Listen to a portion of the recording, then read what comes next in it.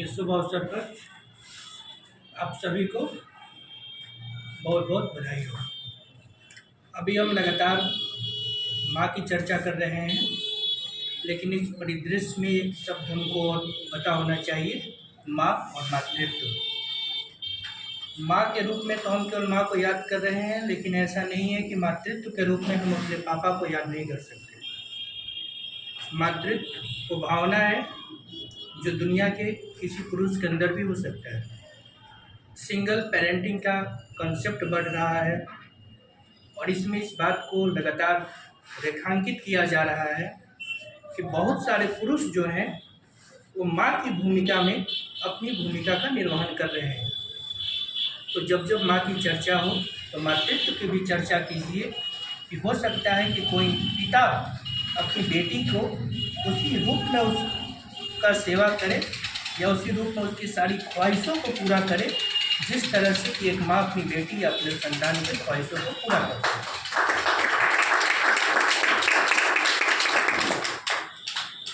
दूसरी और महत्वपूर्ण बात, जब भी महिलाओं की स्थिति में हम सुधार की बात कर रहे हैं तो हमें महिलाओं और पुरुष को एक दूसरे के विरोधाभास के रूप में खड़ा नहीं करना है, बल्कि दोनों एक दूसरे के सहचर हैं, दोनों साथ बनेंगे, सहगामी हैं और तब जाके एक लक्ष्य पूरा होगा।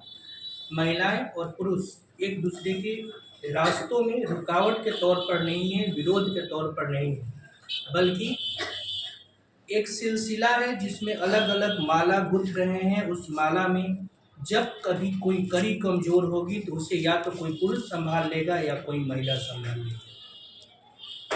इसलिए इस परिचर्चा को, इस विषय को महिलाओं और पुरुष के बीच के डिबेट बनाकर नहीं छोड़ देना। हर कोई अपने जीवन में महिलाओं के योगदान के बारे में चर्चा कर रहा है। सबसे बड़ी जो योगदान मेरे जीवन में है वो मेरी नानी का है। पारिवारिक पृष्ठभूमि में कुछ चीज़ें ऐसी घटित हुई कि अपने नानी के तरफ से मेरा लगाव अधिक रहा, क्योंकि बहुत पहले दादी गांव पर रहती थी और हम लोग आ गए, इसलिए ननिहाल के तरफ से, मामा के घर के तरफ से हमारा लगाव अधिक रहा। नानी, जो मैं ये नहीं कहूँगा, उन्हें इस रूप में नहीं आंकूंगा कि उनकी क्लासेस बहुत अधिक नहीं हो, बहुत कुछ पढ़ी नहीं हो। कुछ शब्दों को पढ़ लेना, कुछ डिग्रियों को ले लेना अगर ज्ञान की परिभाषा होती तो शायद अनुभव पीछे छूट जाता, लेकिन मेरी नानी की अनुभव बहुत अधिक थी। वो इस मायने में झलकता है कि मेरी नानी का शौक था कि उनके घर के जितने बच्चे हैं, इवन जो लड़कियां हैं और लड़के हैं, सब ऑफिसर बने। और दूसरा जो ज़्यादा शौक था कि मेरी नानी को शौक था कि उनके घर के जो बच्चे ऑफिसर बने वो किसी पुलिस सेवा में नहीं जाए, क्योंकि मेरे नाना पुलिस में रहे थे तो जो कष्ट नौकरी के दौरान उन्होंने देखा था कि पुलिस वाले को जो जो कष्ट देखना पड़ता है, तो चाहती थी कि उनके घर के जो नाती पोते हैं ऑफिसर बने और एक सुख और सुविधाओं की जीवन वो जिए। तो इस मामले में मैं अपनी नानी को बहुत बड़ी सोच का इसलिए मानता हूँ कि आज के समय में जब एक अंधी दौड़ चली है कि हम कुछ भी पाले, वहाँ पर नानी ठहर कर कहती थी, समय लगे तो लगे, लेकिन कुछ सबसे जो बेहतर पाना है उसके लिए प्रयास नहीं छोड़ना है। दूसरा जो योगदान है, नानी की अक्स जो झलकती है वो मेरी मम्मी में झलकती है, चाहे वो चेहरे से झलके या मेरे मम्मी के व्यवहार से झलके। एकदम जो जिस बात को मैं लगातार अपनी मम्मी से बताता हूँ कि नानी तो अब हमारे बीच नहीं रही, लेकिन नानी का चेहरा और नानी के व्यवहार जहाँ हम महसूस करते हैं वो तुम्हारे अंदर है। जब कभी भी जीवन में आपका संशय हो तब पता चलता है कि आपके साथ जो है उसका योगदान कैसा है। और संशय के दरमियान मेरी मम्मी का बहुत ही क्रिस्टल क्लियर मैसेज होता है, और मैसेज ये होता है कि जब तुम्हें लग रहा है कि तुम अच्छा कर रहे हो तो तुम उसके लिए लगातार प्रयास करते रहो। और दूसरी और महत्वपूर्ण बात, अपनी असफलताओं से हम निराश हो जाते हैं, लेकिन हमारी असफलताओं को सिर्फ एक एग्ज़ाम के रूप में, एक एग्ज़ाम में बेटा असफल हो गया है, इससे अधिक मम्मी हमारे रिजल्ट को नहीं देखती। मेरा तो उतना सौभाग्य नहीं हुआ कि किसी लगातार रिजल्ट में असफल भी होकर मम्मी को दिखाएं, इसलिए क्योंकि मेरा जो असफलता है वो शुरुआती असफलता है। मेरा भैया का जो असफलता है प्रतियोगिता के चरण के बीच में जाके लगातार वो असफल हुआ है। उस दरमियान जिसने भैया को संभाला है वो मेरी मम्मी है। पिता जो कि सामाजिक परिवेश में वह इंसान होते हैं जिन्हें लगातार ये जद्दोजहद करनी होती है कि उनके जो बच्चे हैं वो समाज में कुछ अर्जित करके दिखाएं। तो पापा की तरफ से एक न एक दबाव लगातार बना रहता है। उस दबाव को जो तोड़ती हैं वो मेरी मम्मी है। मेरी दीदी, लगातार ये बातें हो रही हैं कि घर में एक बेटी का होना बहुत ज़रूरी है। मेरे घर में पहले टाटा स्काई रिचार्ज होता था, इसलिए क्योंकि दीदी सीरियल देखती थी। दीदी का शादी हो गया तो टाटा स्काई रिचार्ज नहीं होता है, फ्री डिश वाला लग गया है, उस पर न्यूज़ देता है। यानी कि घर को जो करीने से संभालती है ना, वो उस घर की बेटी होती है।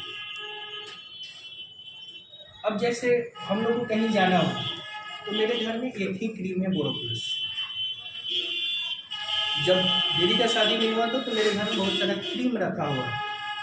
ये बताने का इसलिए मकसद है, बहुत सारी चीज़ें जहाँ पे आप संवेदनशीलता को महसूस करते हैं, वो संवेदनशीलता आप तभी महसूस कर सकते हैं जब आपके आंगन में एक बेटी हो। अब मेरे घर में मेरे बड़े पापा की तरफ से भतीजी सब है। एक परिवार होता है जिस परिवार के संदर्भ में हम कहते हैं कि बुआ की जो नकल होती है ना, वो भतीजी होती है। और ये एकदम सही है। इसलिए सही है कि जब कभी भी घर को घर बनाना हो ना, शादी विवाह का कोई उत्सव हो और उस उत्सव को आपको जीना है, तो आपके घर में बहुत सारी लड़कियां नहीं होंगी ना, तो उत्सव आपको समझ नहीं आएगा। यही जो उत्सव है ये पारिवारिक पृष्ठभूमि का है, और यही उत्सव हमारे समाज को भी मनाना चाहिए। जैसे ये जो क्लास अभी चल रहा है, ऐसा हो कि जैसे कि जैन स्कूल है, जैन स्कूल में केवल लड़के पढ़ते हैं।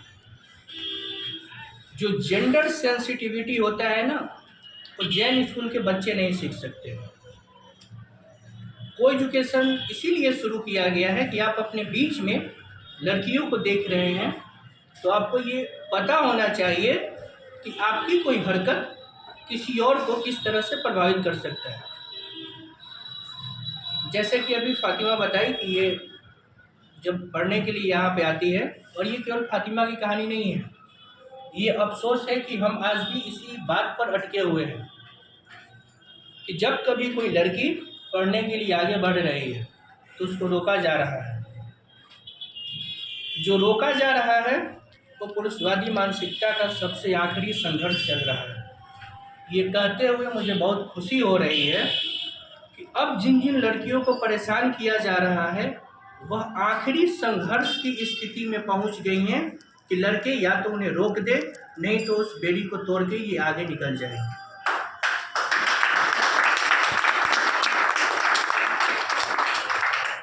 तो किसी भी लड़की को इस बात को लेकर अब डरने की ज़रूरत नहीं है, इसलिए क्योंकि पुरुष दुनिया भर के संघर्षों में जो आखिरी उपनिवेश बनाने की कोशिश करता है, वह आखिरी उपनिवेश पुरुष इस स्त्री को बनाना चाहता है। इसलिए हर एक महिलाओं को अपने आप को उपनिवेश की भूमिका से ऊपर उठाना होगा।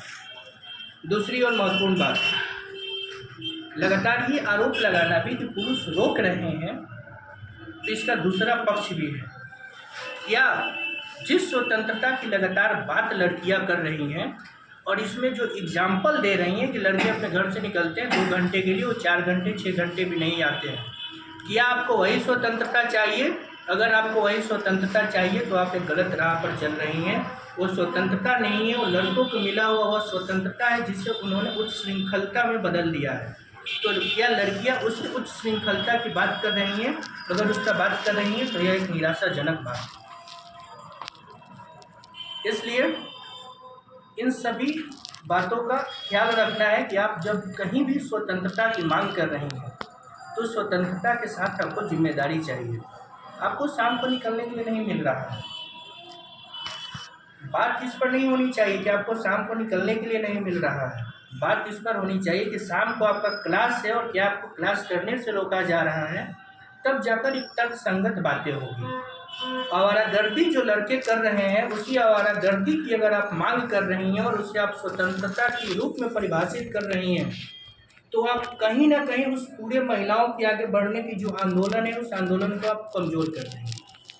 महिलाओं के आगे बढ़ने की आंदोलन किसी 1-2 सालों की नहीं है, ये सैकड़ों सालों की आंदोलन है। हर समय में महिलाओं ने अपने आप को प्रूफ किया है और बहुत ही मजबूती से उन्होंने अपने आप को प्रूफ किया है। जैसे कि हम गृहस्थी की बातें करते हैं और महिलाओं के द्वारा बहुत सारी ये बातें कही जाती है कि हमको स्वतंत्रता चाहिए जिसमें कि हमको नौकरी मिले, और वो अपनी गृहस्थी की पूरी भूमिका को नकार देती हैं। बात ये होनी चाहिए कि आपको जो गृहस्थी की भूमिका मिली हुई है, अगर आप उस गृहस्थी की भूमिका को जी रही हैं तो कुछ ऐसा कीजिए कि उसी भूमिका के प्रति लोगों का बहुत अधिक सम्मान बढ़ जाए। आप जहाँ पर हैं वहीं पर सम्मान अर्जित करने की कोशिश कीजिए, तो धीरे धीरे आपकी जो भूमिका है समाज बदलने में वो बहुत अधिक आगे तक जाएगी। जैसे कि स्वतंत्रता आंदोलन, कोई भी आंदोलन ना किसी पुरुष के पूरा होगा, ना किसी स्त्री के बिना पूरा होगा। उस आंदोलन में आप किस जगह पर खड़ी हैं और वहां से अपनी भूमिका को किस तरह से तलाश रही हैं, ये आपके लिए मायने रखता है। जैसे हम बहुत सारी लड़कियों को देखते हैं कि कहीं ना कहीं उनके अंदर आगे बढ़ने की ललक भी है और इसी समाज में उनके अंदर कुछ न कुछ सहानुभूति अर्जित करने की भी वो कोशिश करती है कि हम लड़कियां हैं, हम महिलाएं हैं, हमारे प्रति आप सहानुभूति भी रखिए। वो जो सहानुभूति अर्जित करने की कोशिश करती हैं, वो इस आधार पर अर्जित करने की कोशिश करती हैं कि समाज में जब वो हैं तो लड़की के रूप में उनको एक्स्ट्रा कुछ ना कुछ बेनिफिट दिया जाए। अगर आप रेलवे से यात्रा कर रहे हैं, वहाँ पर कोई दिव्यांग पुरुष है जो कि खड़ा होने में सक्षम नहीं है और कोई यहाँ पर सक्षम स्त्री बैठी हुई है, वह एग्जाम्पल देश देखने के लिए तैयार है कि वो स्त्री उठे और कहे कि उस दिव्यांग पुरुष को यहाँ पर बैठने का जगह दिया जाए। अगर जिस दिन वो ऐसा करने लगेगी ना, समाज में अपनी भूमिका को वो और अधिक मजबूत करने लगेगी। लड़कियों को लेकर एक शिकायत भी है। शिकायत ये है, जब तक आप अपने प्रकृति के द्वारा दिए गए शरीर को स्वीकार नहीं कर रही हैं और इसे इस रूप में सजाना चाह रही हैं कि ये देह के रूप में खूबसूरत लगे, तो महिला सशक्तिकरण की सारी आंदोलन वहीं पर आकर खत्म हो जाएगी। तो आपको जिस रूप में भी इस प्रकृति ने शरीर दिया है, उसी रूप में आप अपने आप को मजबूत समझिए, अच्छा समझिए। इसको देह बनाने की कोशिश मत कीजिए, क्योंकि ये बाजार है। दुनिया ने बाजार दिया है इसलिए क्योंकि वो वहाँ पर उस बाजार में हर एक की बोली लगा सके। तो आपको देह बनकर अपना बोली नहीं लगवाना है, बल्कि शरीर बनकर अपनी कर्मठता को, अपनी मजबूती को इस दुनिया में दिखाना है। अंत में उस भाव के साथ विदा हो रहे हैं कि जब कभी भी महिलाओं के बारे में आगे से बोलना हो और जब अगला 8 मार्च आए तो स्थिति उतनी अच्छी हो जाए कि किसी लड़की को इस जगह पर आकर इस बात को लेकर रोना नहीं पड़े। तो इसलिए नहीं पढ़ पा रही है क्योंकि उसके रास्ते में बहुत सारी रुकावटें हैं। जब तक उन सभी रुकावटों को हम दूर करने का प्रयास नहीं कर रहे हैं, तब तक महज यह एक दिवस बनकर रह जाएगा और जिसकी औपचारिकता केवल एक आयोजन के रूप में रह जाएगी, और हम चाहते हैं कि यह केवल एक आयोजन नहीं रहे बल्कि धरातल पर उतरे और इसका परिणाम सकारात्मक रूप में नजर आए। धन्यवाद।